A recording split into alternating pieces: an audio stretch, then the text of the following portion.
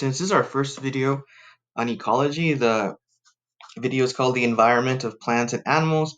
On the left, we have a Joshua tree, a common desert plant in the Imperial Valley, and on the right, we have burrowing owls, which are also a common animal, or specifically a common bird in the Imperial Valley.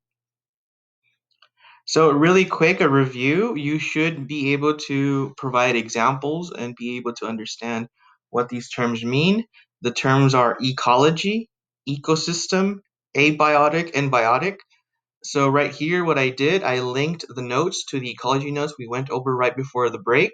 And also there's this game that you can play so you can know the difference between abiotic factors and biotic factors. So really quick, biotic factors are living things in an environment. Abiotic factors are non-living things in environments. And here I provided you with examples. For example, fungi, plants, protists, animals, archaea, bacteria, those are all living.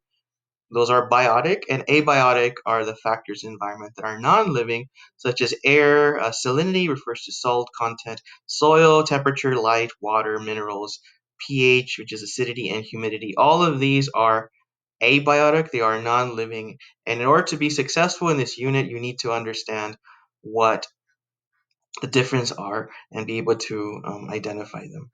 All right.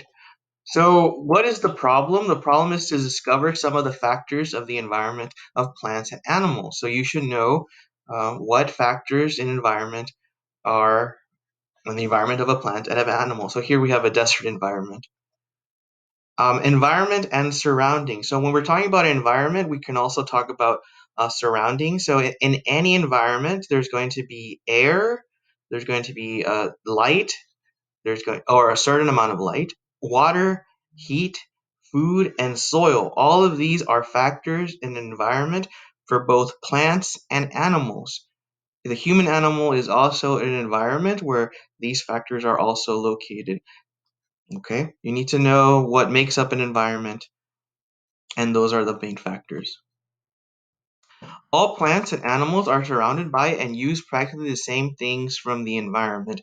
So here we have a picture of a coyote, and on the right we have a picture of a palm tree. So one of the things you have to understand is that those animals and that plant use the same resources, the same factors from their environment. They use water, they use air, they use soil, they use temperature, heat, light, everything from that environment.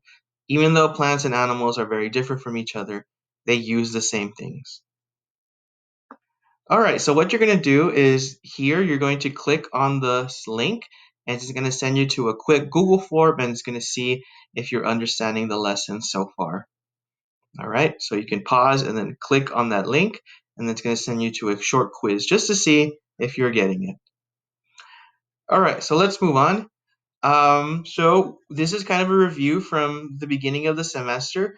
Same elements are found both in animal and plant environments. Nature likes using the same elements. Uh, Carbon, nitrogen, oxygen, phosphorus, hydrogen, sulfur. The main ones that living things use and are made of are carbon, hydrogen, oxygen, and nitrogen, and then phosphorus and sulfur also, but in lesser amounts. But guess what? The environment also is made up of the same elements. So if you look at the factors of environment, air and water, you have oxygen in both air and water, and you have hydrogen, which is also in air and water, and then in the air we have nitrogen.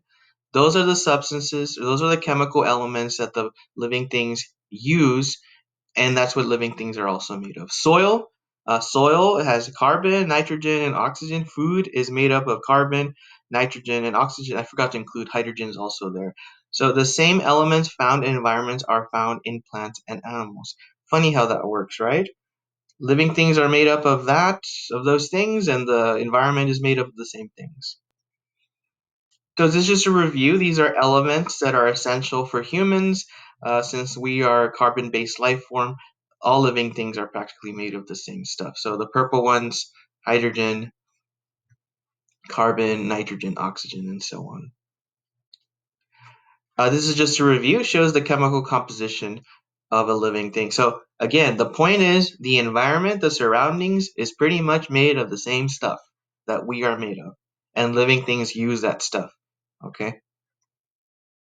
Plants and animals use the elements in their environment to make up their own bodies. They use the environment. So we drink water, we get the hydrogen and the oxygen. Living things eat animals and they get the carbon and the nitrogen, all the elements from the environment. And also included is plants. We use that stuff to make up our body. Living things use that stuff. All right, check for understanding number 2. Let's see if you're actually getting it so far. You're going to do the same thing and click on that form to see if you get it.